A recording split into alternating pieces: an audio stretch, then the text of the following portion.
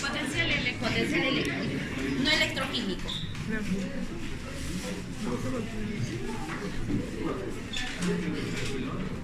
Agua no, acá, ¿no?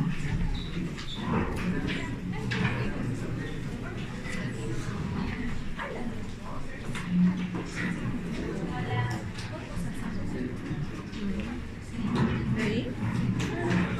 ¿Quieres?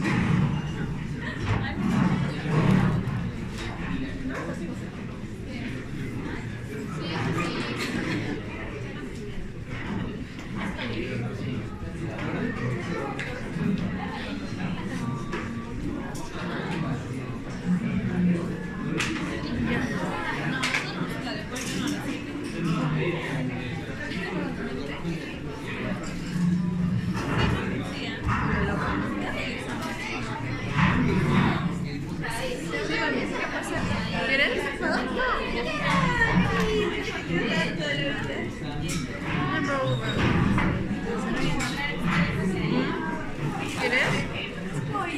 Ah, ¿verdad que eres vegetariano? Repasando un poquito, habíamos hablado de las gradientes químicas y las gradientes químicas se refieren a la concentración, ¿no? A la cantidad de sustancia. Y la concentración, a su vez, está asociada con el potencial químico. Si nosotros vemos esta fórmula aquí, lo único que tendríamos que ver es esta C de concentración. Y si hablamos de la C de concentración, estamos hablando de la gradiente química o del potencial químico. ¿Sí? Está claro eso, ¿no? No les voy a preguntar fórmula de memoria, no se preocupen por eso, pero sí les podría decir esta ecuación, esta fórmula que nos representa el potencial químico, ¿no? Nos representa el potencial químico. Ahí no les voy a pedir unidades. Ahorita vamos a hacer un cálculo y les voy a explicar, ¿ya? Sigamos avanzando. Cuando decimos gradientes eléctricos, dijimos que la gradiente eléctrica está generada porque se ha separado la carga negativa de la carga positiva, ¿cierto? Y la sustancia puede migrar a favor de la gradiente eléctrica o en contra de la gradiente eléctrica. ¿Cuándo migra a favor de la gradiente eléctrica? Cuando va de polo opuesto, ¿verdad? De positivo, gradiente eléctrica, ya de positivo a negativo o de negativo a positivo. Pero ¿qué pasa si va de positivo a positivo? En contra de la gradiente eléctrica. A su vez, la gradiente eléctrica, esto también ya lo hemos explicado, ¿no? Entonces, si nosotros observamos esto nada más, voltaje, ya sabemos que se trata de gradiente eléctrica. A su vez, esa gradiente eléctrica, ¿qué genera? Genera un potencial eléctrico, ¿no? Una energía, un potencial eléctrico que también lo podemos calcular. Sí les dije que esta Q se reemplaza por Z y por F. ¿Sí? ¿No les he dicho? ¿Esto lo hicimos? Sí, hemos hecho hasta ahí. Aquí nos hemos... Ah, ya, perfecto. Entonces, regresamos aquí. Esto sí les he dicho, que hay flujo iónico y se le dice flujo iónico porque lo que se va a movilizar ahora son iones, ¿no? Son sustancias que van a tener una carga eléctrica. ¿De qué depende? De la permeabilidad de la membrana para ese ion. Ustedes ya han estudiado que existen canales de sodio, canales de calcio, existen las bombas y saben la diferencia también. Esto significa el área por donde va a pasar el ion. Ya saben ustedes que los canales de sodio pueden estar más cerrados cuando la célula está en reposo y se abren más cuando la célula está en actividad. Entonces el área por donde van a pasar los iones va a cambiar. Y la diferencia de potencial eléctrico es la energía que se necesita para mantener separadas dos cargas de signo contrario. Y sí les he dicho que cuando nosotros tenemos una célula, el interior es negativo y el exterior es positivo. Y que nosotros podemos medir esa diferencia de potencial. En la célula podemos medir esa diferencia de potencial. Nuestra célula es como el tomacorriente, ¿no? Es como el tomacorriente que tiene los dos huequitos. Uno es positivo, otro es negativo. En nuestra célula es igual, positivo, negativo, y está separado, estas cargas están separadas por la membrana celular. Entonces tiene una diferencia de potencial. El gradiente químico, perdón, el gradiente eléctrico genera un potencial eléctrico. Cuando decimos potencial eléctrico, nos referimos a la energía que va a permitir que la célula pueda efectuar un trabajo cuando está migrando el ion. Y entonces podemos despejar de la fórmula y nos queda esto, ¿no? Nos queda delta E, si quieren le dicen E nada más, es la energía, es el potencial eléctrico. ¿A qué va a ser igual? Al voltaje o a la diferencia de potencial eléctrico multiplicado por Q. Pero cuando hablamos de esta Q, de esta fórmula, estamos hablando solo de una carga, solo de una carga. En nuestro organismo no hay una carga nada más. En nuestro organismo va a haber un mol de cargas. Lo podemos medir como moles de cargas, ¿de acuerdo? Entonces, esta Q la vamos a reemplazar por Z y por F. Esa Q significa ZF, para no hablar de una carga, sino hablar de muchas cargas. ¿Qué significa Z? Z significa número de oxidación. Número de oxidación. Z es el número de oxidación. ¿Y qué cosa es el número de oxidación?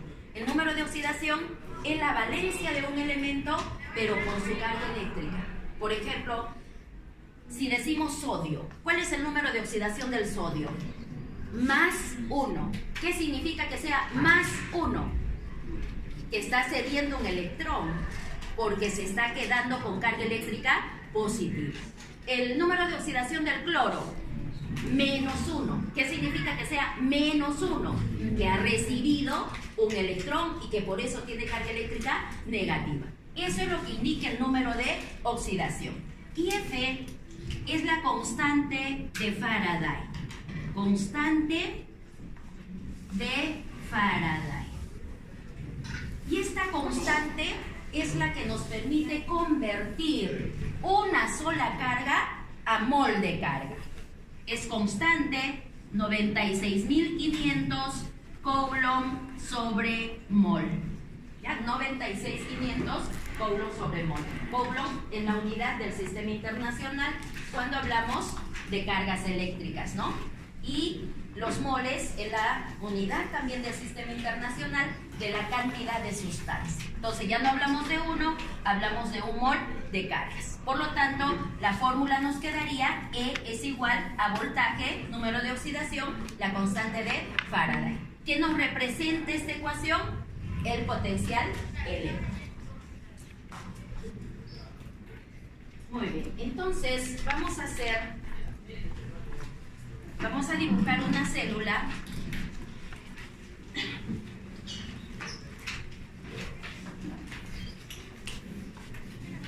Ya, vamos a considerar una célula. Sabemos que el interior es negativo y que el exterior es positivo, ¿no? El interior negativo y el exterior es positivo. Vamos a hablar del sodio. 140 miliequivalentes por litro. Sodio, 14 miliequivalentes por litro. Aquí podemos hablar de dos cosas. Podríamos decir, si el sodio ingresa por la cantidad de mayor a menor cantidad, estamos hablando de gradiente química, estamos hablando de potencial químico. Si el sodio ingresa por carga, está yendo de positivo a negativo. O sea que está entrando a favor de la gradiente eléctrica y está generando también un potencial eléctrico. Visto de otra forma, podríamos decir esto. Aquí vamos a tener un potencial químico. Esto sí lo identifican, por favor, ¿ya? Para el examen. Ahí vamos a tener un potencial químico. Este potencial químico está asociado con esta cantidad. Y aquí vamos a tener otro potencial químico. Este otro potencial químico está asociado con esta cantidad. ¿Estamos de acuerdo? Si actúa el potencial 1, ¿hacia dónde va a actuar el potencial 1? Hacia adentro, ¿no? Con el potencial 1, la sustancia entra.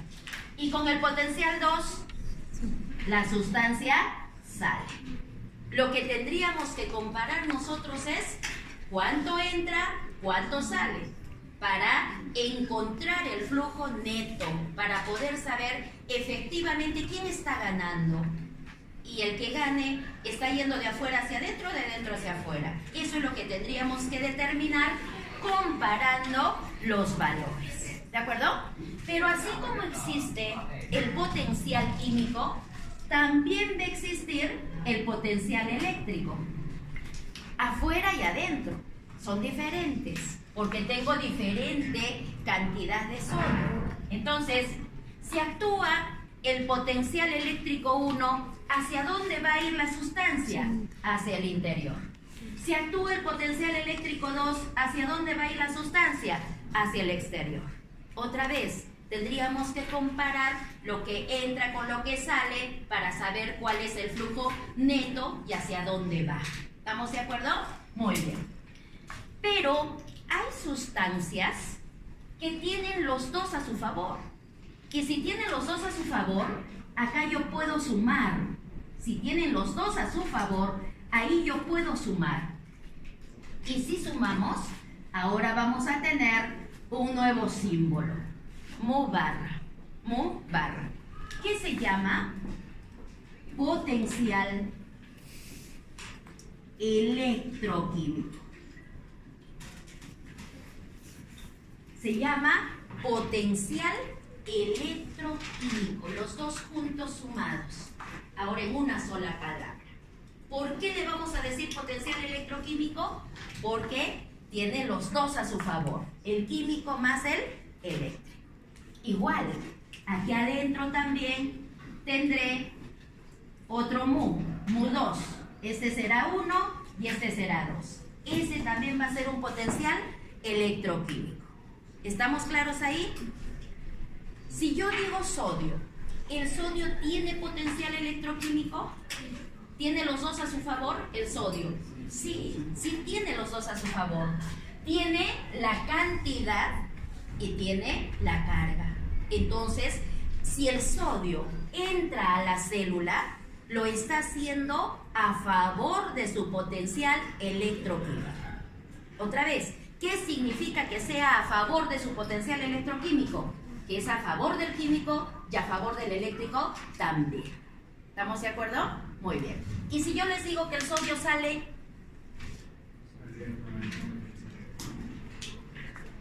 a favor de su potencial electroquímico, no.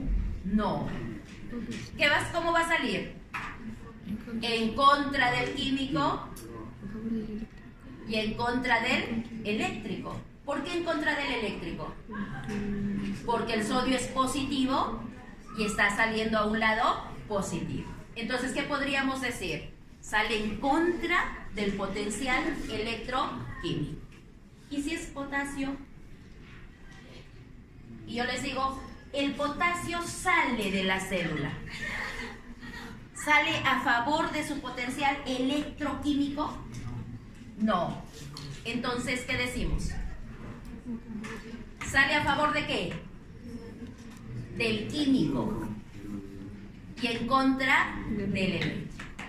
A favor del químico, ¿por qué? Porque saben ustedes que en el interior hay más potasio y en el exterior hay menos potasio.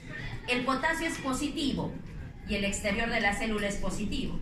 Entonces, sale de más a menos a favor de la gradiente química, pero en contra de la eléctrica. ¿Estamos de acuerdo? ¿Sí? Muy bien. Los iones que tenemos en nuestras células los tienen que saber, por favor. Las cargas las tienen que saber. Eso yo no les voy a decir. Tenemos que conocer cómo funcionan nuestras células. La fórmula yo no les voy a pedir, pero sí tenemos que tener la noción en dónde hay más sodio, en dónde hay más potasio, en dónde hay más cloro, en dónde hay más calcio. ¿De acuerdo? Eso sí lo tenemos que tener en cuenta. Entonces, aquí esto está claro, ¿verdad? Con este potencial electroquímico, ¿hacia dónde va la sustancia? Hacia el interior. Con este potencial electroquímico, ¿hacia dónde va la sustancia? Hacia el exterior. Otra vez, uno en un sentido, otro en otro sentido. Tenemos que restar para poder saber cuál es el valor neto. ¿Ya? ¿Cuál es el valor? Por lo tanto, aquí hablamos de ese potencial electroquímico. Con las fórmulas, a ver, esto de aquí, ¿qué nos representa? A ver, los quiero escuchar a todos. ¿Qué nos representa esto de aquí? El potencial químico. ¿Y cómo saben que es químico? Solo fíjense en la concentración nada más. ¿Y esto de aquí qué nos representa?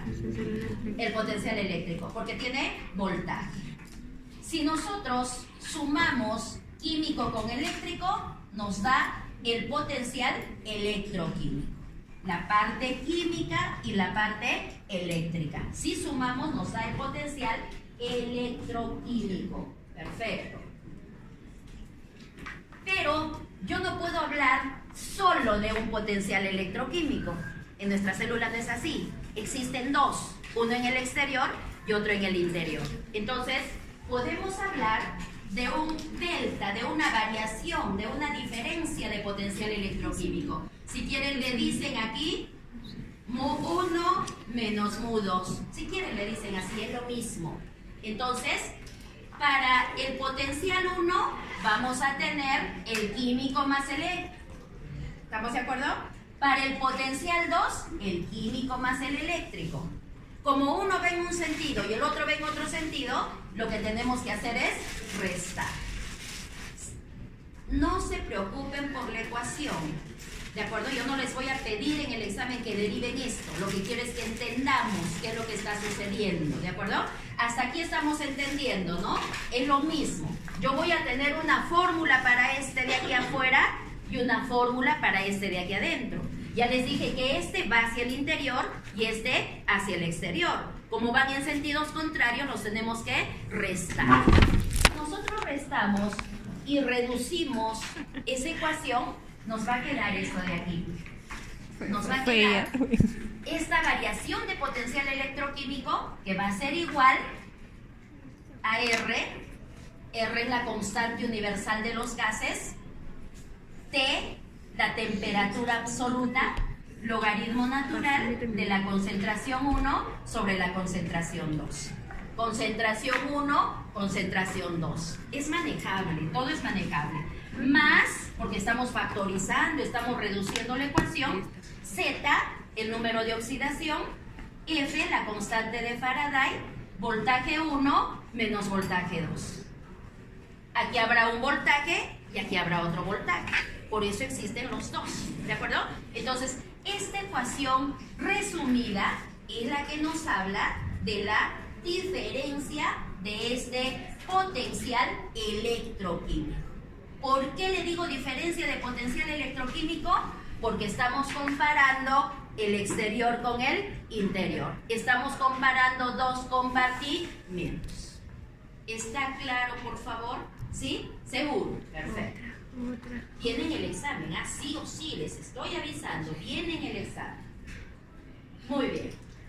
En base a eso, en base a esta ecuación, esta es la última ecuación que hemos visto, miren otra vez. Esta de aquí, ¿de acuerdo? Esta es esta. En base a esta ecuación, podemos hablar de un tema bien interesante. El equilibrio electroquímico. Equilibrio electroquímico. Les doy el concepto primero. ¿Qué es el equilibrio electroquímico? Es el potencial eléctrico. Es el potencial eléctrico al cual el flujo neto de iones, es cero. El flujo neto de iones es cero. A pesar de la existencia de una gradiente de concentración. a pesar de la existencia de una gradiente de concentración. Les explico esto. Esta es la diferencia de potencial. Lo hemos visto aquí en la figura. El sodio puede ingresar a la célula por gradiente química y por gradiente eléctrica. ¿De acuerdo? Hasta ahí nos hemos quedado. Pero ahora queremos hablar del equilibrio electroquímico. Y cuando decimos equilibrio, significa hablar de cero. Si está en equilibrio, nadie gana. Si yo saco una diferencia de lo que entra, de lo que sale, yo me imagino que eso es cero. ¿Estamos de acuerdo? Entonces, vamos a hacer que esta gradiente electroquímica sea cero. Por lo tanto, toda esta ecuación la voy a igualar a cero. ¿Por qué la voy a igualar a cero? Porque quiero hablar de un equilibrio. ¿De acuerdo? Quiero hablar de un equilibrio. Y en el concepto les dije, es el potencial eléctrico al cual el flujo neto de iones es cero. Ahí está el cero. ¿De acuerdo? Muy bien. Si nosotros tenemos esta ecuación igualada a cero, ahora lo que vamos a hacer es separar la parte eléctrica de la parte química. Si yo separo la parte eléctrica, va a ser igual a esta ecuación. Es reordenar esto, ¿no? Entonces, ¿qué nos va a quedar si separo la parte eléctrica? Menos RT sobre ZF, logaritmo natural de concentración 1 sobre concentración 2. A esta ecuación le voy a decir que es la ecuación del equilibrio electroquímico. ¿Qué significa? Observen aquí, por favor, lo que yo les he dicho en el concepto. Es el potencial eléctrico. Es el potencial eléctrico. En donde el flujo es cero, porque lo igual es cero. El flujo neto de iones es cero, a pesar de que exista una gradiente de concentración. A pesar de que exista una gradiente de concentración. Entonces, calcular esto es muy fácil. Es muy fácil. Yo no les voy a pedir que calculen porque aquí se ponen los datos, utilizan la calculadora y mecánicamente sale un valor. Yo les voy a preguntar en el examen otra cosa mucho más difícil que esa. ¿De acuerdo? Porque igual, como que no le pregunten. No, ¿qué cuál? Ah, ya. Esta es una constante. No la sabemos de memoria.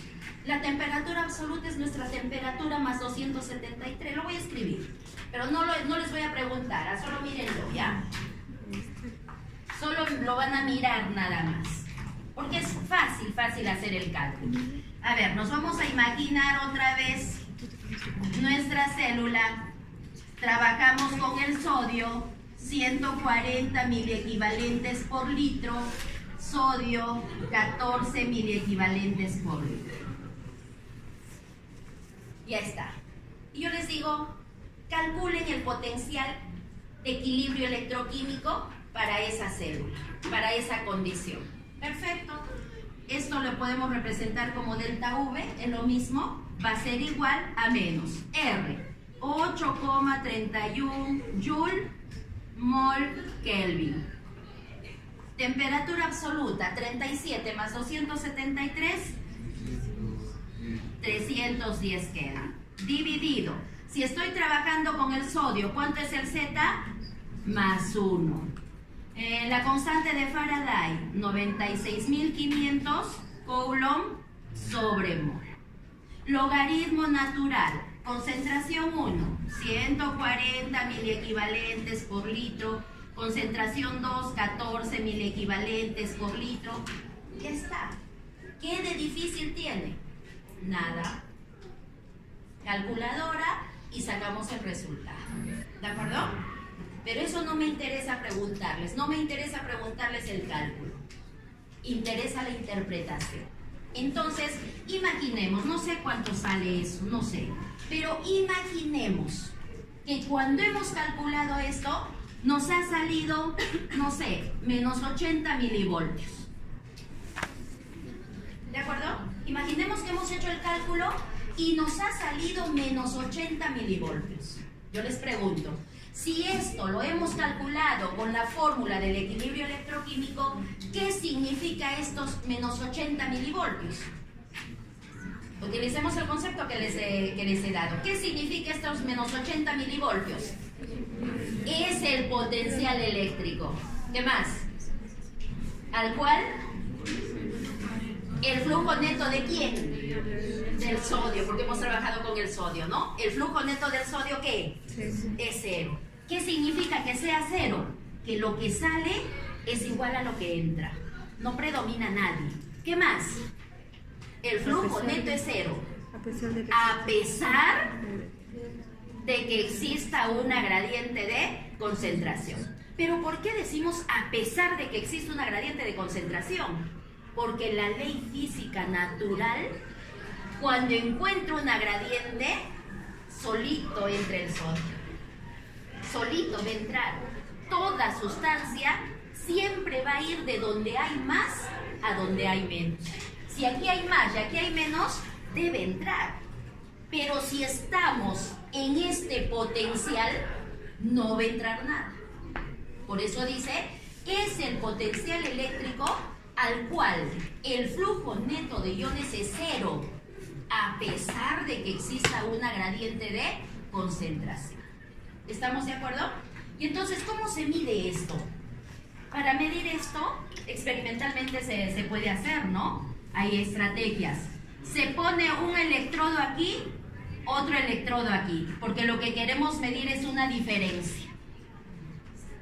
Conectado a un aparato de medida. Luego les voy a explicar un poquito más de esto. Conectado a un aparato de medida.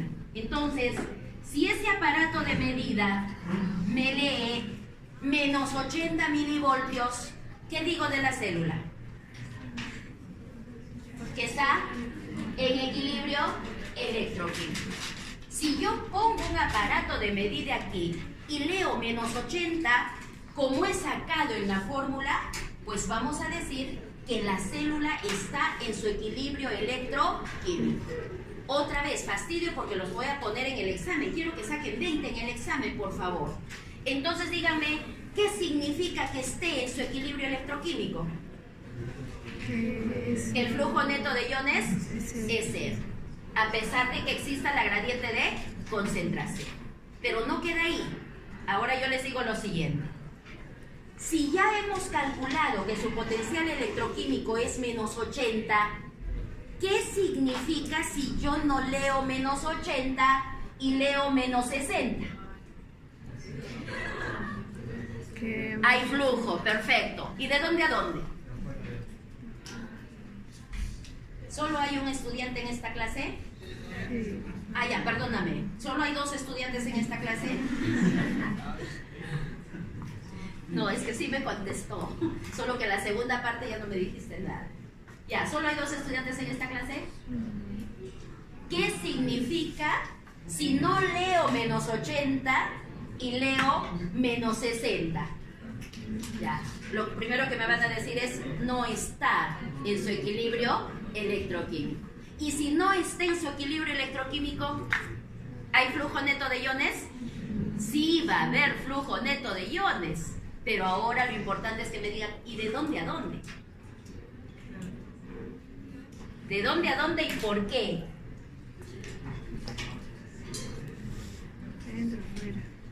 ¿De dónde a dónde? A ver, todos a la vez. A la 1, 2, 3. No entendí nada. ¿De dónde a dónde? Dicen 2 cosas. Pónganse de acuerdo. ¿De dónde a dónde? Ya ven, me dice de adentro hacia afuera, ya me dice de afuera hacia adentro. Ahora, de sol a sol. al final tiene que ser 1, ¿no? Ya, pero analicemos por favor. Si yo digo menos 80, es como que estoy diciendo que aquí en el interior tengo 80 cargas negativas. Y si yo digo menos 60, tengo más que 80, menos que 80. Menos que 80. ¿Y cómo puedo hacer para tener menos que 80? Si en reposo, si en equilibrio tengo 80 y ahora tengo 60, ¿cómo puedo hacer para que tener 60? Tiene que entrar el sodio. Porque sodio que entra es positivo y anula un negativo. Otro sodio entra positivo, anula un negativo. Y entonces va a entrar la cantidad de sodio que me va a dejar solo 60 cargas negativas. ¿Estamos de acuerdo? ¿Y qué pasa si yo les digo, este es el potencial de equilibrio y ahora yo leo más 20?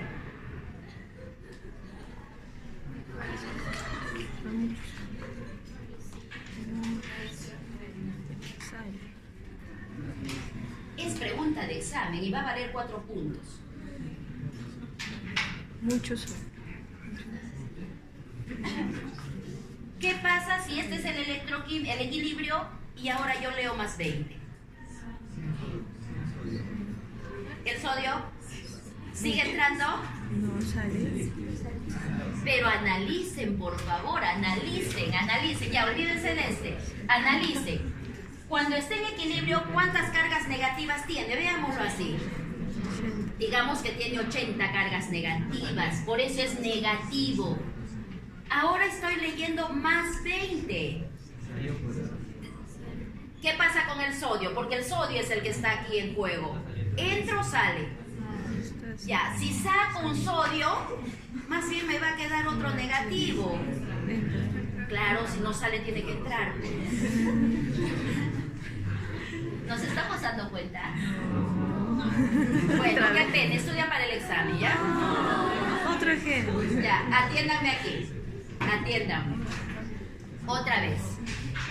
Si yo leo menos 80 que he calculado con esta fórmula, ¿qué significa esto? El equilibrio. El equilibrio. ¿Y qué significa estar en equilibrio? Que el flujo neto Que de no iones hay un flujo neto de iones, que el flujo neto de iones es igual a 0. ¿Qué significa que sea 0? Que lo que sale es igual a lo que entra. Ya está. Pero si no leo este valor, que es el equilibrio electroquímico, y leo más 20, siempre la lectura va a ser del interior. Siempre. Entonces, si leo más 20, ¿qué significa? Estoy leyendo positivo. Y si estoy leyendo positivo, permítanme expresarlo así, ¿habrá cargas negativas acá? ¿Y quién las ha desaparecido? El sodio las ha desaparecido. ¿Y cómo las ha podido desaparecer el sodio? Entrando. Ya ven que saben. Pero hay que llevarlos de la manito, ¿no? Entre el sodio y anulo un negativo. Positivo con negativo se pegan y se desaparece la carga. Otro sodio, anulo otro negativo.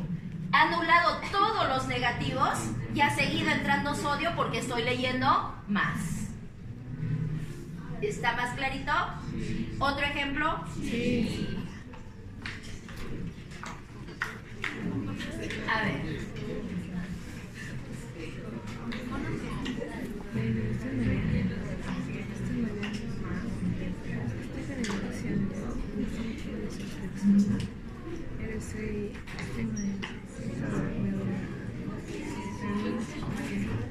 Ya, imaginemos que vamos a trabajar con el cloro. ¿De acuerdo? Y que... Ya comió. No sé cuánto es el valor, se puede calcular, pero ya, imaginemos que sea así. ¿Qué significa este valor? Ya lo tenemos que reconocer. Sí. El equilibrio electroquímico. ¿Y qué significa hablar del equilibrio electroquímico? El flujo neto de iones es igual a 0. ¿Qué significa que sea 0? Que lo que sale es igual a lo que entra. No predomina el flujo. ¿De acuerdo? Pero si ya no leo este valor, que es equilibrio electroquímico, y ahora leo más 20, y ahora leo más 20 milivoltios, ¿qué significa este resultado? Que sí hay flujo neto de iones, porque ya no está en su equilibrio, sí hay flujo neto de iones. Y ahora, ¿de dónde a dónde? Sale. ¿Por qué has cambiado de versión? Porque es cloro. Ah, ya, perdón. Soy bipolar, ¿no? Ya sé. ¿Qué pasa? ¿Sale, entra? Sale. El cloro sale. ¿Por qué tiene que salir? Porque es negativo. Porque es negativo. Porque es negativo. ¿Qué pasaría si entra? Entonces más. Se va a volver más negativo. No sería positivo. Aquí estamos poniendo más.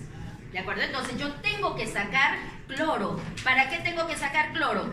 Para que me queden los iones positivos. ¿Estamos de acuerdo? ¿Está más claro? ¿Sí? ¿Seguro? Perfecto. Eso, pregunta fija de examen. ¿De acuerdo? No sé si les tocará sodio, potasio, cloro, calcio, magnesio, ion bicarbonato, no sé qué les va a tocar, pero todos funcionan igual. ¿Ya? Todos funcionan igual.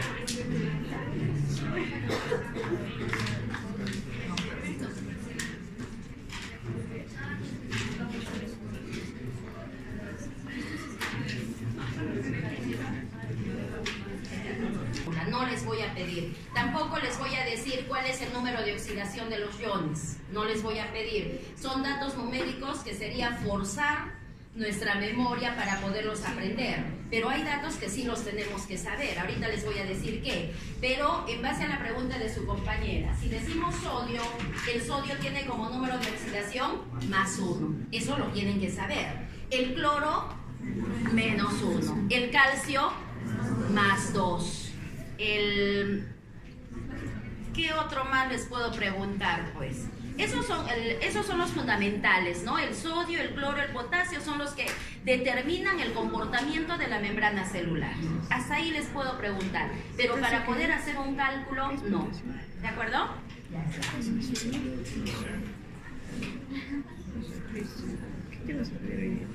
Aquí en las diapositivas tienen el cálculo, por ejemplo, para el potasio en un glóbulo rojo, ¿no? Para el potasio en un glóbulo rojo.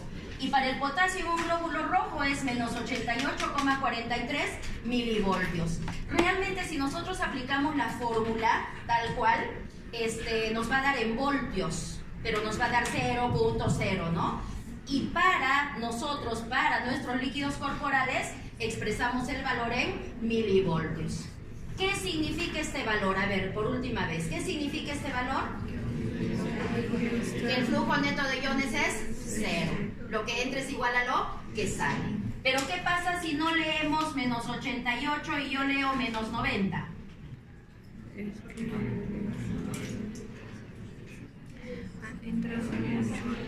El potasio está saliendo. El potasio está saliendo. ¿Por qué? Porque se está volviendo más negativo. Y para que se vuelva más negativo le tengo que quitar potasio, porque el potasio tiene carga eléctrica positiva. ¿Estamos de acuerdo? ¿Y qué pasa si les hubiese dicho llega a más 20? Tiene que entrar. ¿Por qué tiene que entrar? El potasio es positivo. Al entrar anula negativos. Y si sigue entrando, lo convierte en positivo. ¿Está claro? Bien, entonces acá tienen un caso con datos reales, como sucede en la célula, ¿no? Bien, los autores no nos dan valores exactos de las concentraciones de los iones, no nos dan, pero son bastante aproximados unos con otros. Yo no les voy a pedir que se aprendan de memoria estos valores, pero lo que sí tienen que saber es en dónde hay más y en dónde hay menos. Entonces lo que sí tienen que saber es que sodio hay más en el extracelular, menos en el intracelular. Eso tienen que saber. El potasio, más en el intracelular. El cloro, más en el extracelular.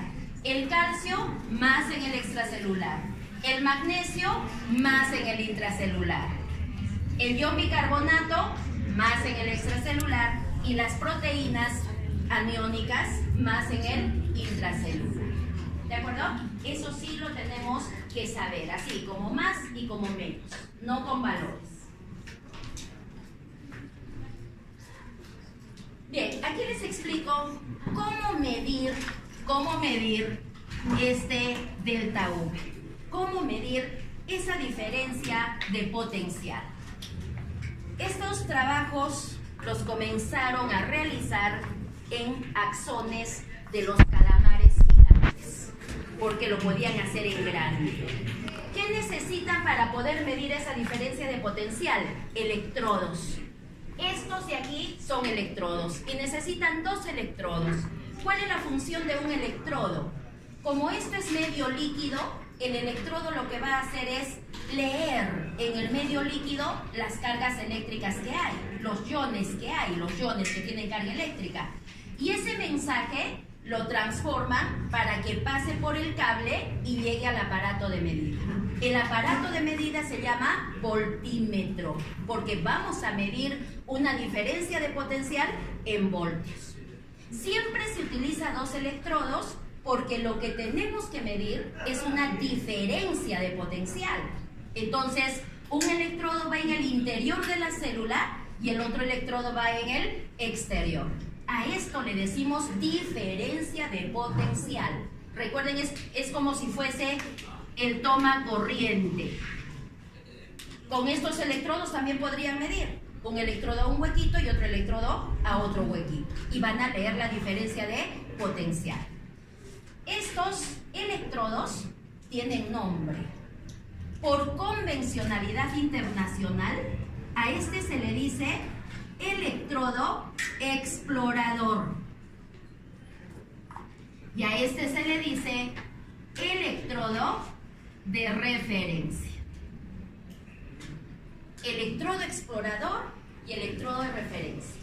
Y por convencionalidad internacional, la lectura que leemos aquí corresponde a la del electrodo explorador. ¿De acuerdo? Entonces, uno lee comparado con el otro, ¿no? No sé, imaginemos que este lee positivo, este lee negativo, se anula. Este lee positivo, este lee negativo, se anula. Finalmente nos sobran cargas negativas y nos puede leer aquí menos 90 milivoltios. ¿Qué significa este valor? Significará que el interior de la célula es mucho más negativo que positivo el exterior. Ya repito, el interior es mucho más negativo que positivo el exterior. Eso es la diferencia de potencial. Entonces, quien hace la lectura es el electrodo explorador. Y la lectura corresponde al interior de la célula. Esto se hace en grande, ¿no? Ahora existen otras técnicas, como por ejemplo la del patch clamp. Se utilizan micropipetas. Esta micropipeta, en la punta de la micropipeta es como que tiene un pegamento. Se toca con la micropipeta la célula y ¿qué es lo que va a ocurrir? En la punta de la micropipeta queda pegado un pedazo de membrana celular. Por eso se le dice parche, ¿no? Un pedazo de membrana celular. Eso ha revolucionado el estudio de la membrana celular porque al tener un pedazo aislado de membrana celular, ustedes pueden jugar con el exterior de la célula y también con el interior de la célula. Pueden utilizar inhibidores, activadores de canales, de bombas, etc. Inclusive, como se conoce el diámetro de la punta de la micropipeta, han llegado a contar cuántos canales hay, cuántas bombas hay, y etcétera, ¿no? Si quieren medir una diferencia de potencial, un electrodo colocarán aquí, otro electrodo aquí, y el aparato de medida va a ir leyendo esas diferencias de potenciales. Hay muchos estudios, aquí en la universidad también han hecho tesis con este tema de la diferencia de potencial eléctrico. En ingeniería biotecnológica han hecho tesis muy interesantes al respecto, que igual les sirve a los médicos también. ¿Está claro entonces? ¿Sí?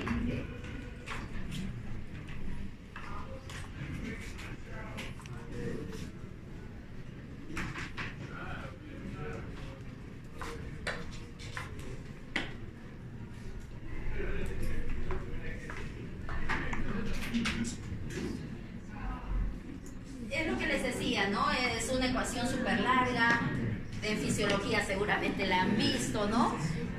No podemos trabajar, yo en el examen les voy a preguntar por un ion, pero sabemos que en nuestras células en la realidad No es que los iones funcionen aislados, ¿no? Todos están actuando, todos determinan valores. Los principales, ¿cuáles son?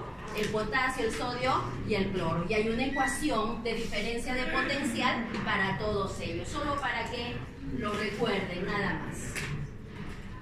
Bien, vamos a hablar de otro tema que también es muy interesante. Gradientes osmóticos o gradientes osmóticas, que está relacionado con el tema de osmosis. ¿Qué es la osmosis? ¿Qué es la osmosis? Este es concepto de primaria, ¿no?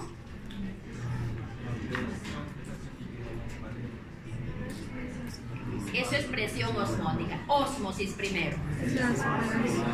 Es el paso de agua. ¿De dónde a dónde? De menor a mayor. Perfecto, perfecto. Entonces, una vez más, ¿ya? Osmosis es el transporte de agua en contra de la gradiente de concentración. Osmosis es el transporte de agua en contra de la gradiente de concentración. En contra de la gradiente de concentración. Pero, ¿por qué se tiene que transportar el agua si acabamos de ver que existe la difusión, que las sustancias pueden pasar de mayor a menor concentración? ¿Por qué se tiene que transportar el agua? ¿Por qué tiene que haber ósmosis? Todo mecanismo disipativo, ¿qué fin tiene? El equilibrio, ¿no?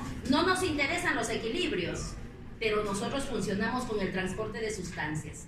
No nos interesa alcanzar el equilibrio, pero sí nos interesa que haya transporte de sustancias. El sodio es vital para nosotros, que entre a la célula, pero luego la bomba de sodio no trata, la bomba de sodio lo saca y siempre se va a mantener la gradiente. Pero entonces, ¿por qué la ósmosis? La ósmosis se va a dar porque va a haber sustancias que no pueden pasar a través de la membrana. No van a poder pasar a través de la membrana. Y entonces, esas sustancias que no pueden pasar a través de la membrana, más las otras sustancias que migran porque sí pueden pasar, generan una diferencia de concentración.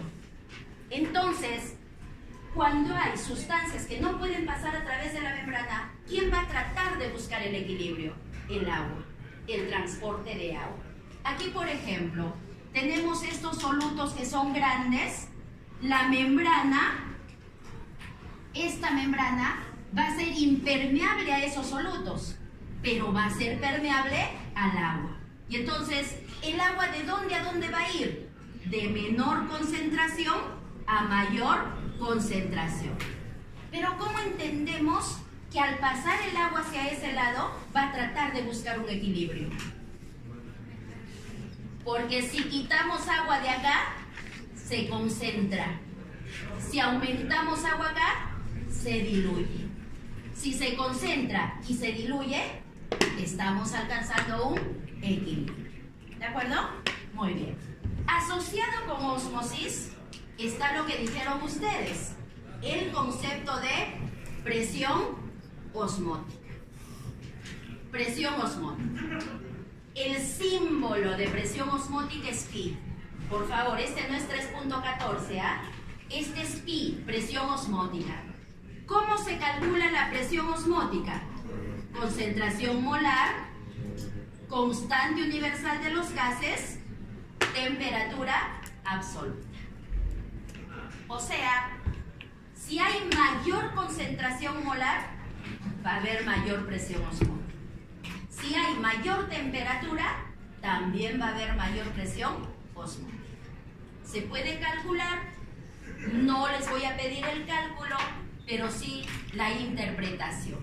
Entonces, si la presión osmótica depende de la molaridad, ¿qué está sucediendo aquí? ¿Los dos compartimientos tienen la misma presión osmótica? No. Aquí vamos a tener una presión osmótica 1 y aquí una presión osmótica 2. ¿Cuál es mayor? La 2. ¿Y por qué la 2 es mayor? Porque tiene mayor concentración. ¿Cuál es la presión osmótica del agua pura? No me digan, no nos ha dicho. ¿Cuál es la presión osmótica del agua pura? ¿Cuál es la presión osmótica del agua pura? En vez de apoyarlos para que saquen mejor nota, les voy a bajar 5 puntos a todos. ¿Están en la clase? ¿Sí? ¿Todavía? ¿El agua pura tiene concentración molar? Sí, sí tiene. Sí, sí. ¿El agua pura tiene soluto? ¿Cuándo se genera la concentración molar? ¿Con quién han hecho bioquímica? Me voy a quejar. Jenny, hola Jenny. Ah, no han llevado bioquímica todavía, perdón. Ya no me quejo. ¿Qué es la concentración molar? Y todavía lo están grabando, ¿no? Cero. No, es que sí se separa. Sí, lo ha dicho en la clase, Se aquí separa está. el 60%. 60. Sí, no lo sé. ¿Cuándo se genera la concentración molar? Los gramos de soluto que agregas al agua y preparas una solución. ¿Cuál es la presión osmótica del agua pura? Atrévanse a decir algo. Cero. Cero. ¿Por qué? No tiene soluto. ¿Cómo vamos a poder calcular una presión osmótica para el agua pura si no le hemos agregado ni un soluto? Pero si nosotros le ponemos un cristal de sal, por más pequeñito que sea, ya le hemos agregado soluto, ya tiene una concentración molar, ya va a generar una presión osmótica. No se olviden, por favor. Para el agua pura no podemos hablar de presión osmótica. Entonces, regresemos aquí. Aquí vamos a tener una presión osmótica 1 y aquí una presión osmótica 2. Esta es mayor que esta porque aquí tenemos más concentración molar. Si las dos son diferentes, ¿qué hemos generado? Una gradiente osmótica. Como las dos son diferentes, lo que hemos generado es una gradiente osmótica. Y ahora les pregunto, ¿el agua de dónde a dónde va en términos de gradiente osmótica? ¿A favor de la gradiente osmótica, en contra de la gradiente osmótica? Si aquí hay una gradiente osmótica, ¿el agua de dónde a dónde va? ¿A favor de la gradiente o en contra de la gradiente? En contra de la gradiente. ¿Cuándo digo a favor? Cuando va de mayor a menor. ¿Cuándo digo en contra? Cuando va de menor a mayor. Entonces, va a ir en contra. El agua va a ir en contra de la gradiente osmótica, porque va a ir de menor presión osmótica a mayor presión osmótica. ¿De acuerdo? En contra de la presión de la gradiente osmótica, en contra de la gradiente osmótica. Entonces, si migra agua, ¿qué va a suceder? Disminuye el volumen en un compartimiento y aumenta el volumen en otro compartimiento. Imagínense la célula. Si es que sale agua de la célula se va a ir arrugando y aumenta el agua extracelular. Y si va al revés, la célula se va a ir hinchando y se puede lisar. ¿De acuerdo? Muy bien. Eso por presión osmótica. ¿Pero qué es presión osmótica entonces?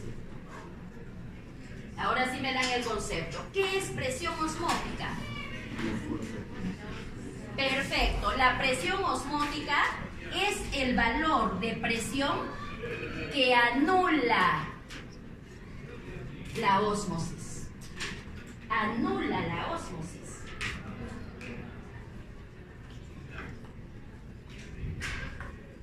Anula la ósmosis. ¿Cómo entendemos eso? ¿Cómo entendemos eso? Observen aquí, por favor. Imaginemos que aquí tenemos presión osmótica 1, presión osmótica 2. Hay gradiente de presión osmótica. Esta presión osmótica es mayor, entonces el agua va a ir hacia ese lado. ¿De acuerdo? El agua disminuye acá y va a comenzar a aumentar aquí. ¿Estamos de acuerdo? Pero ¿qué cosa es la presión osmótica? Decimos la presión osmótica anula la ósmosis. Pero ¿cómo entendemos que realmente anula la ósmosis? Miren aquí. Entra agua a este compartimiento y podemos decir que va a haber un exceso de agua. Un exceso de agua. Este exceso de agua tiene peso. Y el peso siempre lo dibujamos hacia el centro de la Tierra. Ya saben ustedes, ya hemos hablado de presión hidrostática, la gravedad siempre atrae todo hacia el centro de la Tierra. Entonces, este exceso de agua comienza a actuar como una presión en esa dirección.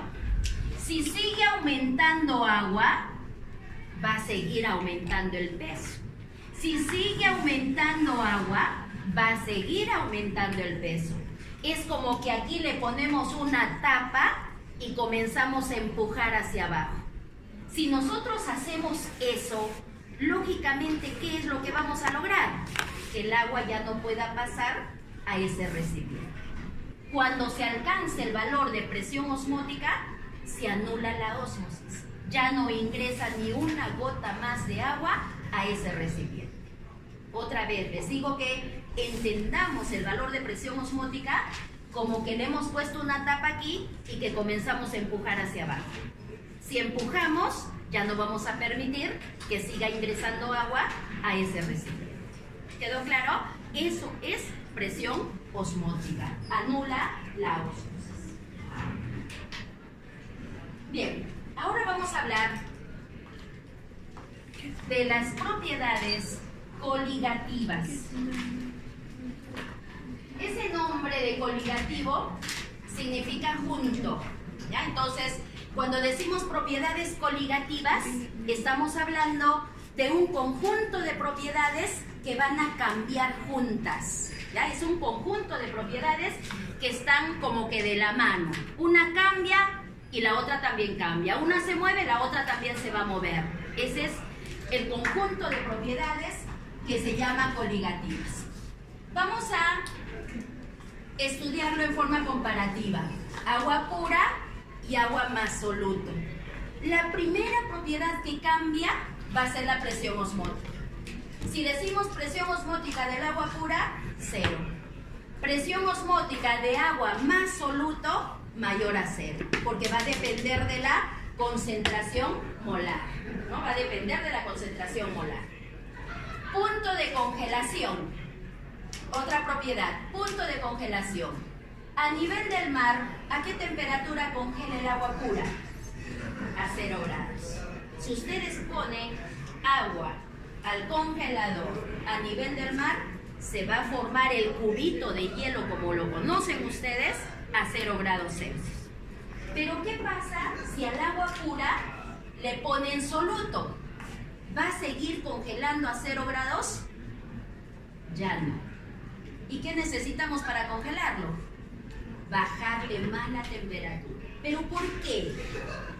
Ya habíamos visto esto. Oxígeno, hidrógeno, hidrógeno, puente de hidrógeno.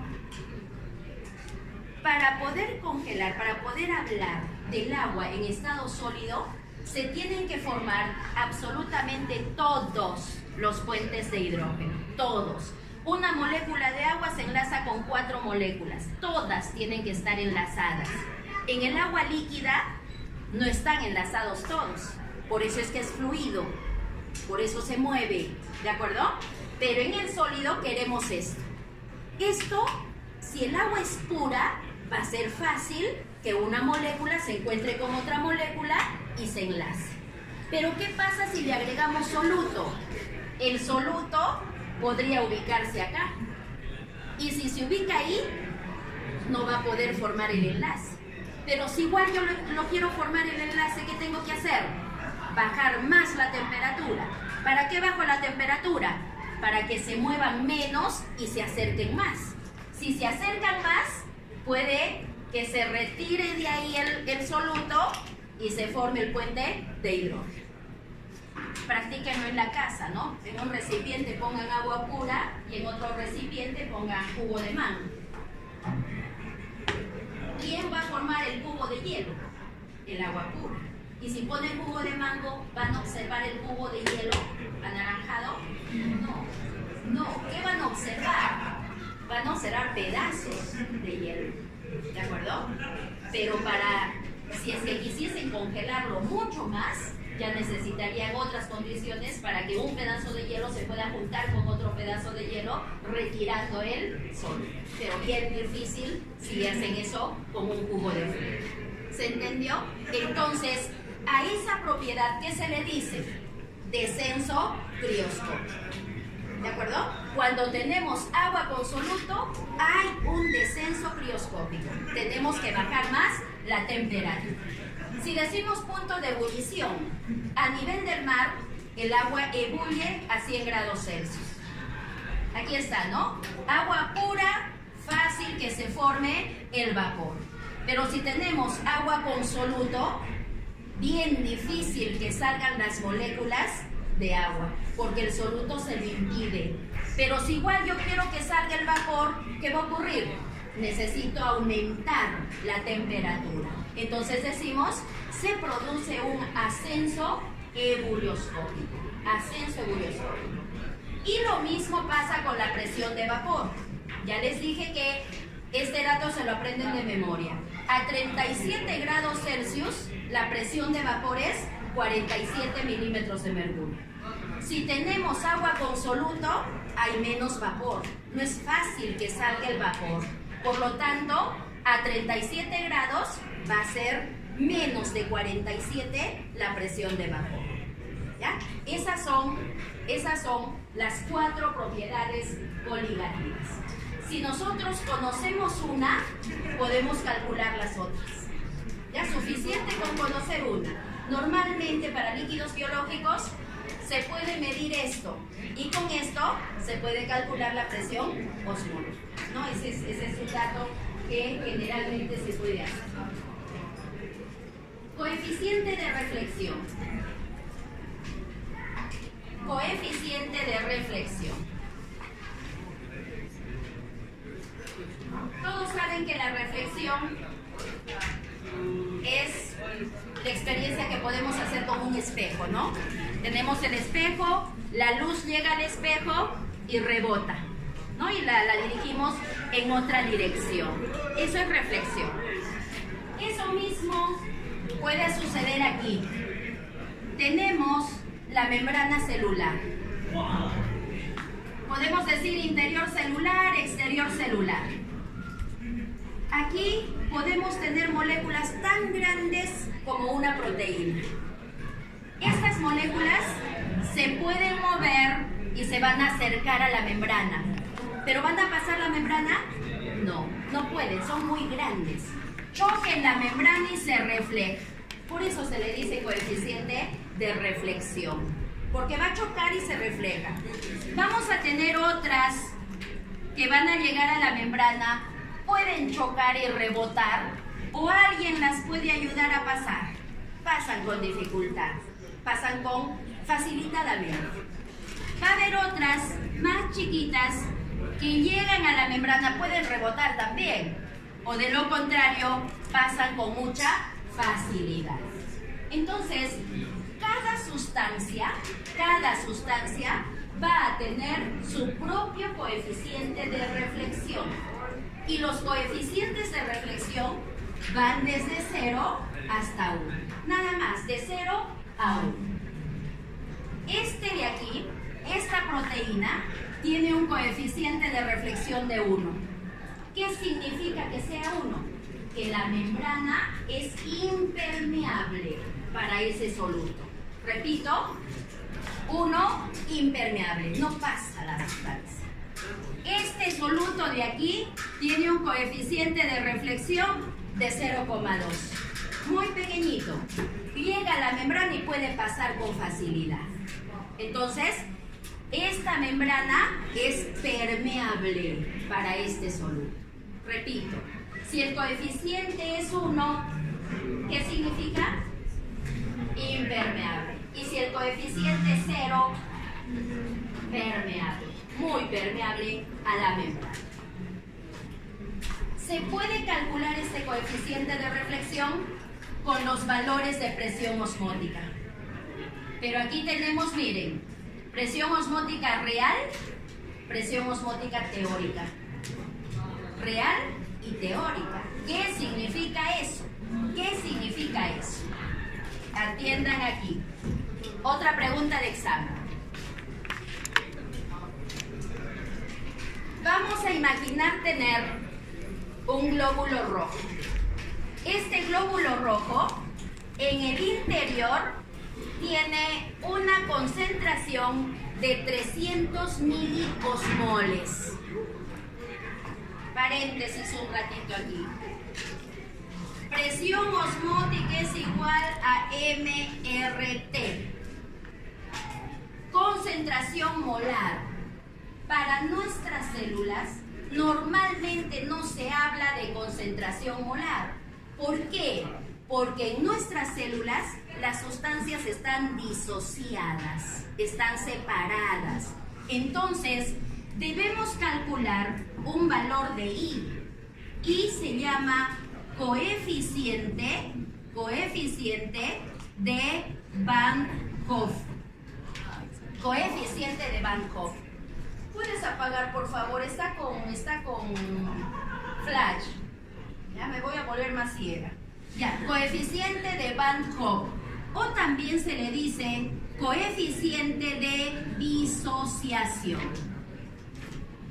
Coeficiente de Van Hoff. Sigue con flash. Coeficiente de Van Hoff o coeficiente de disociación molecular. ¿De acuerdo? Entonces, ¿qué hace este coeficiente? Lo que hace es simplemente contar lo que encuentre en el medio. Por ejemplo, ¿no? Aquí en mi mesa yo tengo todo esto. Cuento 1, 2, 3, 4, 5. No me interesa que esto sea lapicero y esto sea cuaderno. No me interesa. Simplemente cuento cuántos hay. ¿De acuerdo? Entonces, cuando hablamos de este coeficiente, yo podría decir glucosa. ¿Qué pasa si la glucosa la ponemos en agua? Se queda enterita la glucosa, no se disocia. Entonces, yo voy a decir el I para la glucosa es 1, porque a la molécula la voy a contar como un componente. Si yo digo cloruro de sodio, si al cloruro de sodio lo ponemos en agua, ese sí se disocia y forma sodio positivo, cloro negativo. Entonces, cuando lo vamos a contar, 1 y 2. El I va a ser 2. ¿Estamos de acuerdo? Bien. Entonces, esto influye en la concentración. Yo voy a decir ahora, en vez de decir esto, yo puedo decir IM. La concentración molar por el coeficiente de Van Hoff. Entonces, deja de ser molar y pasa a ser osmolar. Pasa a ser osmolar. ¿De acuerdo? Muy bien. Entonces, regresamos aquí. El interior de nuestro glóbulo rojo tiene una concentración osmolar de 300. Si yo preparo una solución de 300 miliosmoles, pero esta solución contiene urea y sé que la urea tiene un coeficiente de reflexión de 0,2. Al glóbulo rojo lo hemos puesto en esta solución. Tiene 300 miliosmoles, es igual, pero esta solución es de urea y tiene un coeficiente de reflexión de 0,2. Si tenemos esta condición inicial, a este valor le voy a decir que es una presión osmótica teórica. Es la teórica. ¿Qué va a suceder a través del tiempo? Como el coeficiente de reflexión es 0,2, la urea va a comenzar a entrar a la célula. Si entra urea a la célula, es soluto. ¿Qué sucede aquí con la presión osmótica? Va a aumentar, porque le estoy aumentando soluto. ¿Y qué sucede aquí con la presión osmótica? va a disminuir porque le estoy quitando soluto. Si aquí aumenta y aquí disminuye, ¿qué se ha generado? Con los términos que hemos estudiado, ¿qué se ha generado? Una gradiente osmótica. Y si hay gradiente osmótica, a su vez, ¿qué va a suceder? ¿Quién se va a mover? El agua. ¿Y de dónde a dónde se va a mover el agua? De afuera hacia adentro. Va a entrar abundante agua. ¿Y cuál va a ser el destino de ese glóbulo rojo? Va a romperse. Se va a producir la lisis del glóbulo rojo. ¿Por qué las personas cuyos riñones no funcionan bien se tienen que hacer hemodiálisis? Ese es el caso. Ese es el caso. Y se tienen que hacer hemodiálisis en tiempos que están bien establecidos. Porque de lo contrario, eso es lo que va a suceder. ¿Está claro? Entonces, sí, atiéndame. Si yo preparé 300 miliosmoles, a eso le estoy diciendo presión osmótica teórica. Pero cuando ya entró la urea y aquí me queda poca urea, yo voy a tener otra presión osmótica. Esta será la presión osmótica real. Es la real, la que ha funcionado después que se ha producido la migración de la sustancia. Otro ejemplo, a ver, yo les digo, ¿qué pasa si ahora a este glóbulo rojo con sus 300 miliosmoles los ponemos en un medio que también tiene 300 miliosmoles, pero que tiene una sustancia con coeficiente de reflexión 1? A ver, en el examen yo les pongo así. En el examen les pongo así, les digo, ¿qué sucede en este caso? Nada, nada. ¿Por qué no sucede nada? No va a entrar, se va a quedar ahí, no nos molesta, no nos molesta. Pero en este caso, sí. ¿Está claro? Ahí tienen algunos valores de coeficientes de algunas sustancias.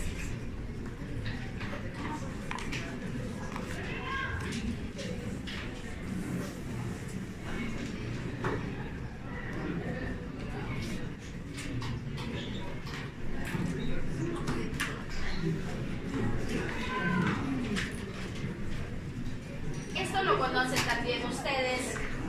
Para nuestras células es muy importante mantener la isotonicidad.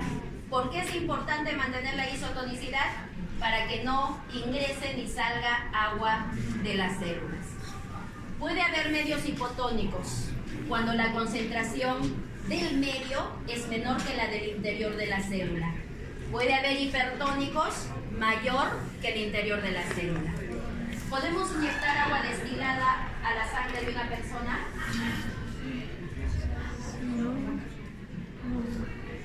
¿Sí? ¿Se podría inyectar agua destilada a la sangre de una persona? No. ¿Por qué no? No tiene solutos. Y si no tiene solutos, estaríamos aquí en este caso. Ingresaría mucha agua al glóbulo rojo, y esa es una práctica que hacen en fisiología, ¿no? Se sacan sangre, la ponen agua destilada un ratito y luego observan microscopio y se ven los glóbulos rojos. Sale toda la hemoglobina al exterior. ¿Pueden inyectar a una persona agua súper, hiper salada? Tampoco, ¿no? Porque ¿qué le va a pasar? Esto, ¿no? Se van a arrugar, se van a grenar. Jueguen con las aceitunas. Pongan la aceituna en agua destilada o pongan la aceituna en agua con mucha sal. A ver, ¿qué es lo que pasa? Bueno, aquí tienen, estos son los valores reales, ¿no? El coeficiente de reflexión de la urea 0,2. El teórico puede ser 300 miliosmoles para respetar la concentración de las células. Y cuando ingresa urea, queda 60 miliosmoles. Miren la diferencia, de 300 a 60. Realmente entraría bastante urea a la célula, que a la vez haría entrar agua, ¿no? Que a la vez haría entrar agua. Entonces, eso sí que es muy peligroso. En el examen yo les puedo poner esto, ¿no?